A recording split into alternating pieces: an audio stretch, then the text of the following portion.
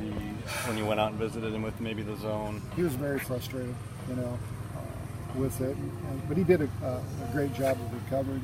He let me kind of bite a little bit, and things settled back down, and he did a great job of, I guess, battling sixth and third, and that got you out in the seventh. Yeah, without getting what do I want to say? Without getting too flustered. And then Connor comes in. He's closed out a game here last year, and he comes in and does a whale of a job. He does a fantastic job. I mean, that was his role all last year, and we knew, obviously, by the fifth inning, we got him loose in the fifth, that he was going to have to come in either the sixth or the seventh, and Brett wasn't going to make it, and he had to come in and close the game.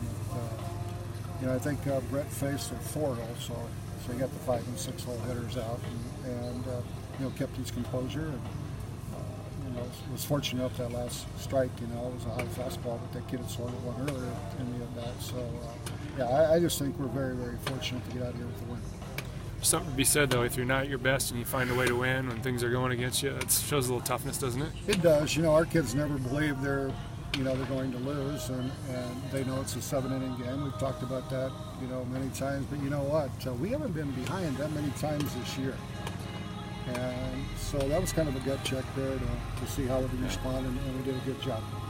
Waverly Shell Rock now on Friday, maybe not the team that you expected to see, but they showed tonight that they're pretty scrappy hitters. They were, with McKay there in the first inning, they scored 6. And we know McKay's an upper 80s guy, but we were watching on the screen back there in the locker room, and he was up with everything, and he was having trouble throwing strikes, and going in, we definitely thought it was going to be Carlisle, but now it's Waverly. So, like I said, just take them 1 at a time. It's pretty unique to have an 8th grader and a senior going back-to-back in the lineup. But, I mean, I'm sure there's stories you could tell. We don't have time for them, but they had some great at-bats. It is. That was a great at-bat by Joey the last time. And you put yourself in that situation. The bases loaded, the game on the line. You're 14 years old. The thoughts going through your head. So to go up there and get the job done was tremendous by him. At all surprised they stuck with Appenzeller as long as they did? I was, but sometimes that's a tough call. Because I thought going back early in the game, we chased a lot of balls in the dirt, and I really felt like, particularly at the top of the order, we were trying to force the issue with our 2 through 5 hole guys. So. The bottom of the order was more patient, and he was getting back to the top. So I think that factored in the fact that we were swinging a lot of bad pitches, and all of a sudden we didn't. I mean, I'm sure respected them, but I think they opened a few eyes. I mean, just maybe a comment on the ability that they showed tonight. Boone? Yeah. Yeah, I thought Boone was an excellent team. They battled Brett fairly well. I mean, they have 6-7 hits, and like I said, we were very fortunate to be. They're an excellent ball club. I mean, if we played them 10 times, we'd probably be 5-5. Better than I thought they'd be. Yeah, for sure. Yeah, exactly.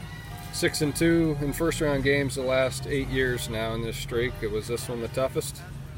I would say so, but I guess I can't remember. It got back that far. The toughest thing for me is even when I'm coaching, I try to throw the past away and go on to the future. Especially if it's a negative. Like a lot of things were happening tonight, so we tried to stay positive through the whole game, and I guess that paid off tonight.